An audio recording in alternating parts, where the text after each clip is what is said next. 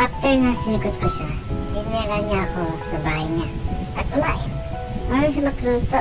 Sarap pa na nag-usap kami. May ex ka ba?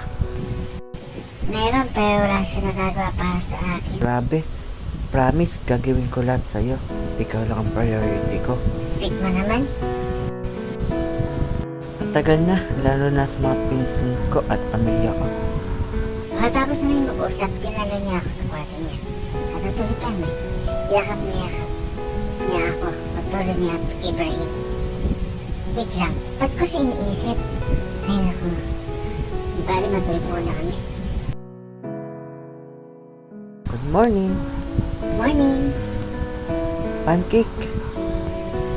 Wow, thank you. Pagkatapos namin kumain, nagsabi siya na next month dadalhin niya ako sa barangay. 4 months kami dun, kaya pumayag ako. Sa loob na kami ng aeroplano at takot ako, kaya di hawak niya kamay ko. Huwag ka matakot. Nandito ako.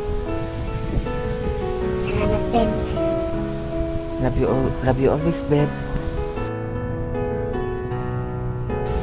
Tinulog ko na lang kasi na-motion sickness ako. Darling. Nagtaka ako na katabi ko si Ibrahim, pero panaginip lang pala. Tinawag lang ako ni Johnson. Babe, Bakit? gamot para di ka ma-motion sickness. Thank you. Gumaan ang pakiramdam ko kaya nanood kami ng K-drama habang nanonood. Lagi ko naisip bigla si Ibrahim pero parang nagkakaiba. Nibaliwala ko lang. Okay ka? Oo. Halika na tayo ng Marvel. Okay. Bumaba na ang aeroplano sa Boracay na kami. Wow, ito pala ang Boracay. Ang ganda. Happy yarn. Nagbook ako ng hotel, doon tayo. Pagdating namin, gulat ako ng mic. Nakasabing, will you be mine forever? Naglawa ako at nagsabi ko na, yes, you will be mine forever. Love you. Love you too. Halos na 4 na buwan sa Boracay. Pang-swimming at nag-pressboard kami.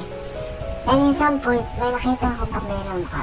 Parang nag-employ yung Ibrahim sa trabaho.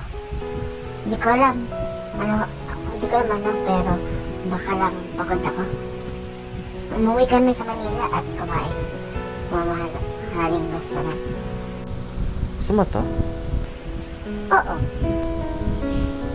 Okay, sige miss.